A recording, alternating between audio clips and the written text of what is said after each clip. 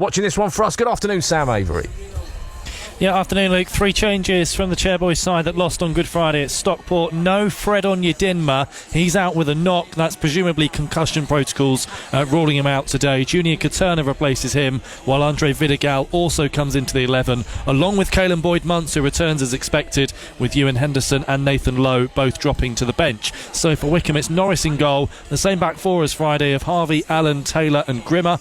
Boyd-Muntz, Morley and Harris make up a midfield three, with Vidigal and Katerna either side of Woodrow up front. On the bench, Van Sass, Scowen, Leahy, Lowe, Henderson, Mullins and Skuro. It really is one final chance for Wycombe to keep themselves in the playoff hunt, but injuries continue to plague them. They really missed their centre-backs Casey and Hellscare on Friday, and now no Fred Onyedinma today. Michael Duff admitted going into this weekend that back-to-back defeats over Easter would spell an end to any hopes of finishing in the top six.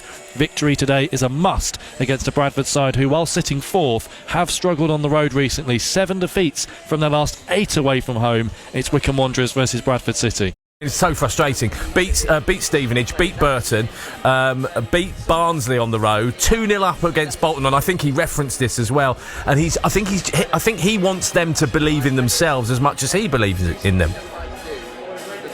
Yeah, I think he just wants them to start putting games to bed on a more consistent basis, because they are largely playing quite well, Wycombe. Even, I know they lost 3-0 on Good Friday, but in the first half they matched Stockport. It was a pretty even game, but Stockport were 2-0 up. Second half, not so much. Stockport took control and deservedly ran out 3-0 winners in the end. But and as Michael Duff said there, they kind of felt sorry for themselves, the players, and it did feel like they did give up a little bit, actually. I would agree with that, which is really disappointing. But I think he keeps referencing back to that Bolton game. I think at the end of the season, if Wycombe don't make the playoffs, and it seems very unlikely they will, I think that will be the game that everyone references back to, because that could have been 4 straight wins and back-to-back away wins, which they've struggled for this season. And then conceding those 3 late goals really scuppered them. As well as that, losing Dan Casey to injury in that game has also scuppered them. I really think they missed Hellscare and Casey on Friday against Stockport. I think we've started to see the injuries really catch up with Wycombe. And then, of course, no Fred Onyedinma today either. And just briefly on Bradford, where do you see them at the moment? I mean, am I right? You said their away form isn't fantastic.